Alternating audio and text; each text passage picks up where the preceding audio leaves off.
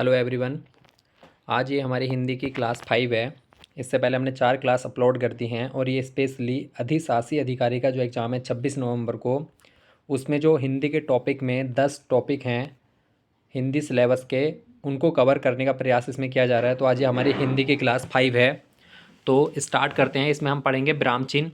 और विराम चिन्ह जो क्योंकि 5 नंबर का विराम चिन्ह जो है अधिशासी अधिकारी एग्ज़ाम में पूछे जाएंगे, तो यहाँ से बिल्कुल डीप इनको पढ़ के जाना है। तो स्टार्ट करते हैं। विराम चिन्ह। विराम शब्द का अर्थ होता है ठहराव या रुकना। विराम शब्द का अर्थ होता है ठहराव या रुकना। कामता प्रसाद गुरु जो थे, उन्होंने जो है विराम चिन्ह की संख्या लगभग कितनी बताई थी? 20 बताई थी। विराम चिन्ह की संख्या उन्होंने 20 बताई और उन्होंने कहा था कि ये अंग्रेजी भाषा से लिए गए हैं। तो ये भी इंपॉर्टेंट है। अब ये होते हैं, उनको देख लेते हैं। इनके सिंबल क्या क्या होते हैं। अल्प विराम को इस प्रकार से रिप्रेजेंट करते हैं। अर्ध विराम को एक बिंदु लगा के इस प्रकार से। उप विराम 2 बिंदु हो गए। पूर्ण विराम को इस प्रकार से। प्रश्नवाचक चिन्ह। निर्देशक जो है ये थोड़ा लाइन बड़ी करके खींचते हैं, जबकि योजक जो है इससे थोड़ी छोटी लाइन खींचते हैं। योजक जो है थोड़ा छोटा होता है, जबकि ये थोड़ा इससे लंबा होता है। कोष्टक, ये 3 प्रकार के कोष्टक होते हैं। विस्मयादि बोधक ये हो गया। हंस पद त्रुटि विराम ये इस प्रकार से हो गया। विवरण चिन्ह हो गया। पाद चिन्ह हो गया। लाघव चिन्ह हो गया। पुनरुक्ति सूचक चिन्ह हो गया। उद्धरण चिन्ह, अवतरण चिन्ह और लोप चिन्ह। तो इनके बारे में हम थोड़ा थोड़ा पढ़ते हैं और इनको कैसे जो है वाक्य में यूज करते हैं पूरा इसमें बताया जाएगा। इसलिए वीडियो को लास्ट तक देखें। आज के 5 नंबर आपके पूरे इसमें कंप्लीट हो जाएंगे। तो अल्प विराम के बारे में सबसे पहले पढ़ते हैं। थोड़ी देर के लिए रुकना। विराम मतलब रुकना, अल्प मतलब थोड़ा, थोड़े देर के लिए रुकना। तो इनका प्रयोग हम कहाँ पे करते हैं? इसका इस प्रकार से यूज करते हैं। तो नियम 1 क्या है? वाक्य में एक ही प्रकार की संज्ञा हो और उनके बीच संयोजक अवयव और लगा हो या लगने की उम्मीद हो। तो एक ही प्रकार की संज्ञा जैसे राम है, श्याम है और घनश्याम है। तो ये 3 संज्ञा एक प्रकार से दे रखी हैं। तो हम क्या करेंगे?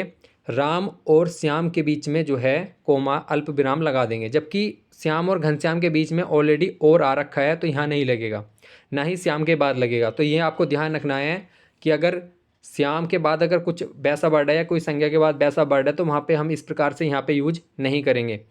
अगला है हमारा, यहाँ पे देखो 4 हैं, तो हमने शिवम राहुल के बाद यूज किया, लेकिन अभय के बाद यूज नहीं करेंगे क्योंकि यहाँ पे और ऑलरेडी आ रखा है। तो पहला नियम हो गया, वाक्य के बीच में अवयव शब्द हो, किंतु परंतु इसलिए पर क्योंकि लेकिन अतः इसी से आए, तो इनसे पहले ये लगाए जाते हैं। जैसे मैं संतोष के लिए होटल पहुंचा परंतु वह नहीं था, तो यहाँ पे परंतु आ रहा है, जैसे हमारा ये वाला था परंतु, तो हमने इससे पहले हमने यूज किया। तो ये शब्द जहाँ जहाँ भी आते हैं तो उससे पहले ये अल्प विराम यूज किया जाता है। उक्ति या संवाद लिखने से पहले। तो उक्ति या संवाद, जैसे नेताजी ने कहा था तुम मुझे खून दो मैं तुम्हें आज़ादी दूंगा, तो यहाँ पे हम अल्प विराम का यूज करते हैं। यहाँ पे हम डैश का यूज नहीं करते अगर युक्ति उसी प्रकार से लिखी जा रही है, क्योंकि ये इसमें चेंजेस नहीं होते। और उक्ति और संवाद को जो है हम डबल इन्वर्टेड कोमे में लिखते हैं, ये भी इंपॉर्टेंट है। ये अभी हम आगे पढ़ेंगे, जब उद्धरण चिन्ह के बारे में पढ़ेंगे तो वहाँ पे डबल कोमे का इस प्रकार से यूज होता है। तो उक्ति या संवाद लिखने में अगला है हमारा शब्दों की पुनरावृत्ति हो। जैसे सुनो सुनो वह गाना गा रहा है, तो सुनो सुनो की पुनरावृत्ति हो रही है, तो वहाँ पे हमने अल्प विराम का यूज किया। किसी व्यक्ति को संबोधित किया जाता है तब वह संबोधित व्यक्ति के बाद, जैसे अभय, अभय को संबोधित किया जा रहा है कि कल तुम क्या कर रहे हो, तो अभय के बाद जो है अल्प विराम का यूज किया जाएगा। हाँ, नहीं, बस, सचमुच, अतः, वस्तुतः, अच्छा आदि शब्दों से शुरू होने वाले जो वाक्य होते हैं, मतलब जो वाक्य है अगर इन शब्दों से शुरू हो रहा है तो उसमें जो है अल्प विराम का यूज किया जाता है। जैसे हाँ मैं कॉलेज का छात्र हूँ, तो हाँ के बाद अल्प विराम यूज होगा। अगला है हमारा, नहीं वह अच्छा लड़का है, तो यहाँ पे अल्प विराम यूज होगा। तो ये कुछ नियम हैं, इनको आप अगर ध्यान में रखोगे, क्योंकि एग्जाम में किसी भी प्रकार से प्रश्न आ सकता है। एक वाक्य दे दिया, उसमें पूछा जा सकता है कि या तो वाक्य कहाँ पे इसमें कौन से जो है विराम चिन्ह का यूज होगा, और या तो विराम चिन्ह का यूज किया हुआ है तो सही है कि नहीं है, या कौन सा विराम चिन्ह किस प्रकार से होता है, कहाँ पे यूज होता है। तो 5 क्वेश्चन आएंगे, तो किसी भी प्रकार से क्वेश्चन बन सकता है। इसलिए इसको अच्छे से पढ़ें, डीपली पढ़ें, पूरी वीडियो को अच्छे से देखें, आपका पूरे 5 नंबर इसमें कवर हो जाएंगे। अगला है महीने की तारीख सन को अलग अलग करके लिखते हैं। जैसे रमेश का जन्म 7 अक्टूबर 1985 को हुआ, तो उनके बीच में अल्प विराम का यूज किया जाएगा। तो ये हमारा अल्प विराम था। अब बात करते हैं हम अर्ध विराम की। अगर अल्प विराम से थोड़ा ज़्यादा और पूर्ण विराम से थोड़ा कम अगर रुकना हो, तो बीच में जो है वो अर्ध विराम यूज किया जाता है। इस प्रकार से इसका सिंबल होता है, ऐसे करके ऐसे नीचे से कर देते हैं। तो अल्प विराम से अधिक एवं पूर्ण विराम से कम समय के लिए ठहरते हैं। इसके जो नियम है, जैसे अगर दो या दो से अधिक उपाधि एक साथ लिखी हो, ये भी बहुत बार एग्जाम में पूछा जाता है। तो जैसे BA, MA, LLB, तो यहाँ पे हमने BA और A के बीच में तो डॉट लगाया, उसके बाद में जो है यहाँ पे अर्धविराम लगेगा। फिर MA है, फिर MA के बाद में LLB लिखना, तो यहाँ पे बीच में अर्धविराम लगेगा। तो इस प्रकार से फिर दो उपवाक्यों को जोड़ना हो, दो उपवाक्य अगर हों कोई से, तो उनको जोड़ने के लिए जो है अर्धविराम का यूज किया जाता है। तो ये हो गया अर्धविराम। हमारा अगला है पूर्ण विराम। पूर्ण विराम का मतलब होता है पूर्ण तरीके से ठहर जाना। विराम का मतलब रुकना और पूर्ण का मतलब पूर्ण रुक जा। तो कोई वाक्य अगर समाप्त हो जाता है तो वहाँ पे हम इसका प्रयोग किया जाता है। हिंदी में सबसे ज़्यादा यूज होने वाला ये है। उसके बाद अल्प विराम का यूज होता है और उसके बाद योजक चिन्ह का यूज होता है। तो सबसे ज़्यादा पूर्ण विराम का यूज होता है, उसके बाद अल्प विराम, उसके बाद योजक चिन्ह, तो इनका सबसे ज़्यादा प्रयोग होता है। प्रश्नवाचक व विस्मयादि सूचक वाक्यों के अलावा अन्य सभी प्रकार के वाक्यों में पूर्ण विराम का प्रयोग होता है। तो प्रश्नवाचक वाक्य और विस्मयादि सूचक वाक्य के अलावा जो है जितने भी वाक्य होते हैं उसमें जो है पूर्ण विराम का यूज होता है, क्योंकि प्रश्नवाचक है तो अगर कोई भी क्वेश्चन वर्ड है, जैसे तुम कहाँ जा रहे हो, तो कहाँ जो है क्वेश्चन वर्ड है, तो उसके लास्ट में जो है क्वेश्चन मार्क इस प्रकार से प्रश्नवाचक चिन्ह लगाया जाता है, ना कि वहाँ पे पूर्ण विराम लगेगा। तो यह है हिंदी का प्राचीनतम विराम चिन्ह है, सबसे प्राचीनतम यही है। दोहा, श्लोक, चौपाई की पहली पंक्ति के अंत में एक पूर्ण विराम तथा दूसरी पंक्ति के अंत में दो पूर्ण विराम लगाए जाते हैं। तो जैसे अगर कोई पंक्ति है, दोहा है, तो पहली अगर पंक्ति खत्म होती है तो वहाँ पे एक लगता है, जबकि दूसरी पंक्ति खत्म होती है तो वहाँ पे दो पूर्ण विराम इस प्रकार से लगते हैं। अगला है हमारा विराम चिन्ह प्रश्नवाचक चिन्ह। अगर वाक्य में प्रश्नवाचक शब्द है, जैसे तुम कहाँ जा रहे हो, तुम कहाँ जा रहे हो, तो लास्ट में इस प्रकार से क्वेश्चन मार्क लगेगा। या तुम क्या कर रहे हो, तो उसमें क्या वर्ड आ गया तो क्वेश्चन मार्क लगेगा। तो इसमें पूर्ण विराम का यूज नहीं होता है। विस्मयादि बोधक चिन्ह क्या है? अगर वाक्य जो है उसमें हर्ष, विषाद, विस्मय, घृणा, आश्चर्य, करुणा, भय, खुशी, किसी भी प्रकार का जो मनोविकार सूचक होते हैं, जिसमें हमारा मन जो है एक्टिव होता है उस चीज़ को, उसमें जो है वो विस्मयादि बोधक चिन्ह का यूज किया जाता है। जैसे ओहो बहुत कठिन समय चल रहा है, तो ओह के बाद हमने क्या यूज किया? विस्मयादि सूचक शब्द। उसके बाद हे राम अब मेरा क्या होगा, तो हे राम में जो है हमने विस्मयादि सूचक शब्द यूज किया।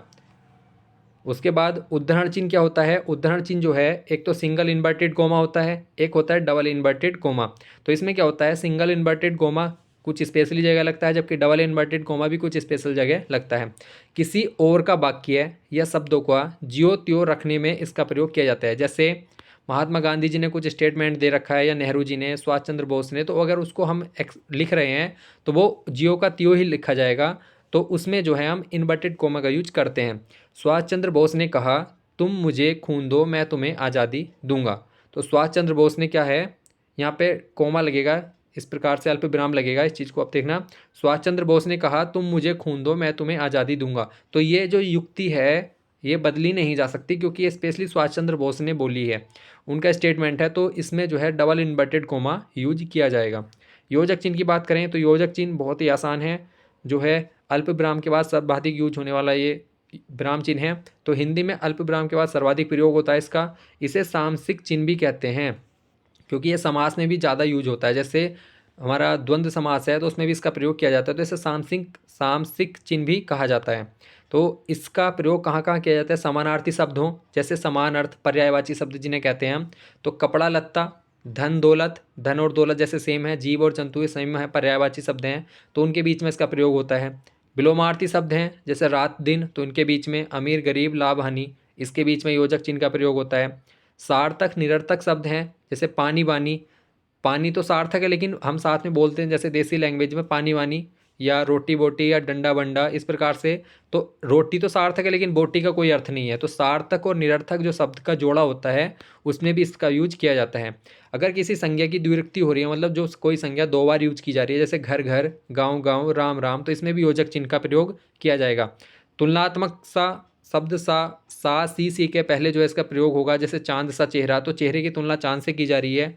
या फूल सी मुस्कान, तो मुस्कान की तुलना फूल से की जा रही है। तो सा और सी से पहले भी योजक चिन्ह का प्रयोग होगा।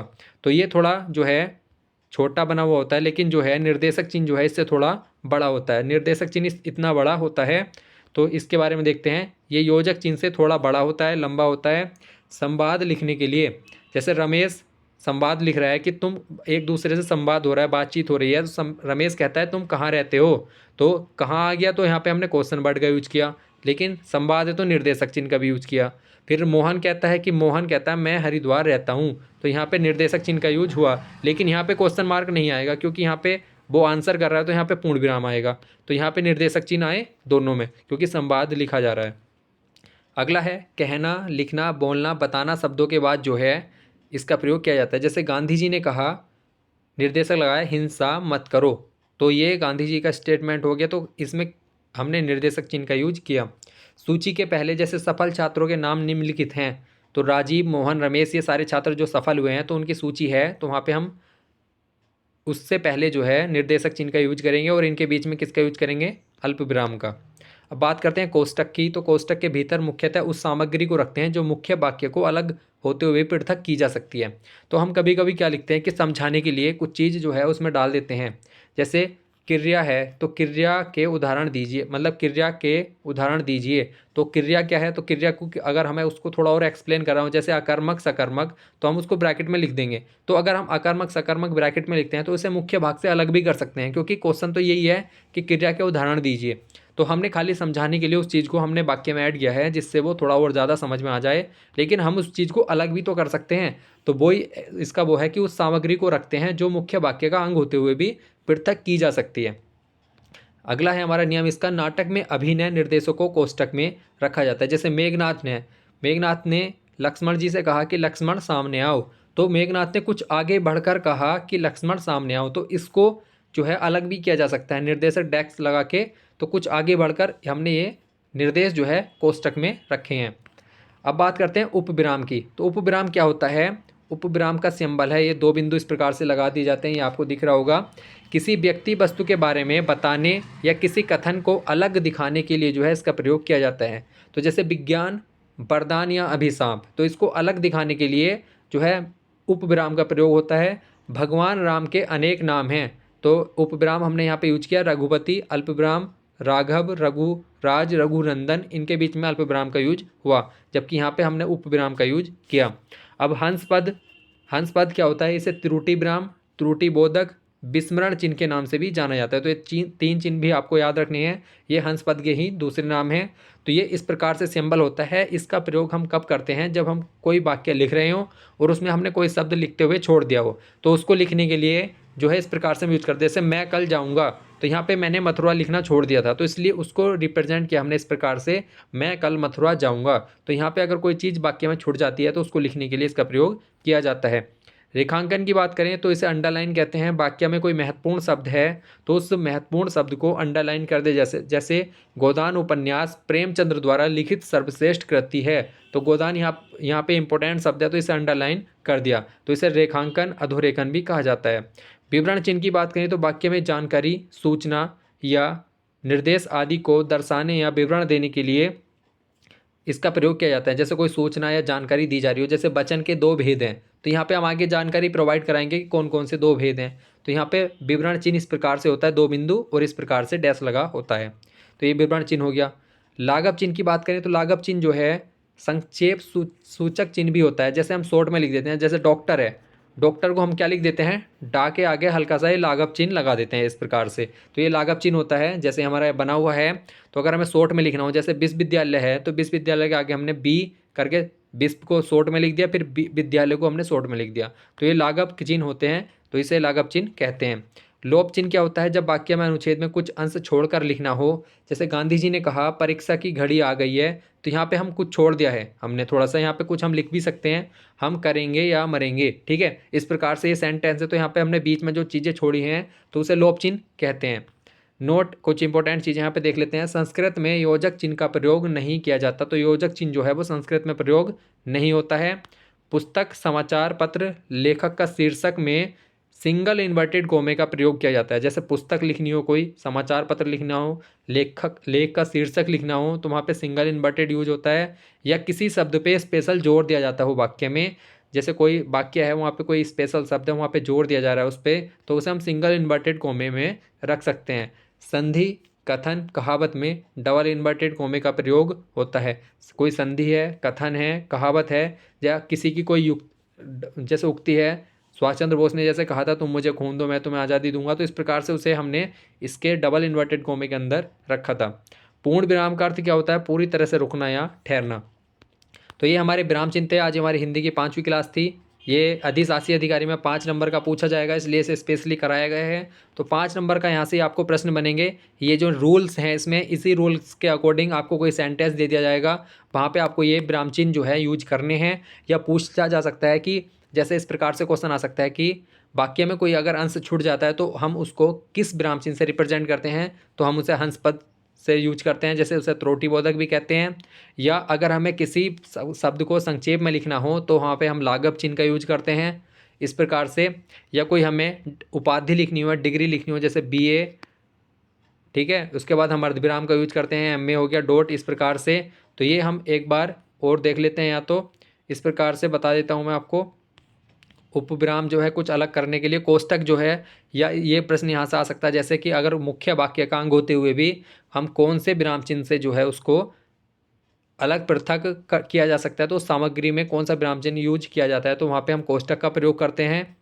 और निर्देशक चिन्ह जो है संवाद लिखने के लिए यूज किया जाता है इस प्रकार से। और अगर ये बहुत इंपॉर्टेंट है, योजक चिन्ह जो है, जैसे अगर पूछा जा सकता है कि समानार्थी शब्दों के मध्य कौन सा योजक चिन्ह प्रयोग होता है, या संज्ञा की द्विरुक्ति हो रही है तो कौन सा शब्द प्रयोग होगा। तो इस प्रकार से आपको हर चीज़ का इसमें ध्यान रखना है। या ये पूछा जा सकता है कि हर्ष, विषाद, घृणा, आश्चर्य, करुणा अगर वाक्य में है तो वहाँ पे विस्मयादिक बोधक चिन्ह का प्रयोग होता है। तो ये आपको अच्छे से पढ़ना है। पूरी वीडियो कंप्लीट हो गई है। लगातार अधिशासी अधिकारी की क्लास चलाई जा रही है। 100 में से 40 नंबर का सिलेबस जो हमने 5 वीडियो में पूरा कंप्लीट करा दिया है, इसे 100 नंबर का पूरा कंप्लीट कराना है। तो आप चैनल से नहीं जुड़े हैं तो जुड़ जाएं। धन्यवाद।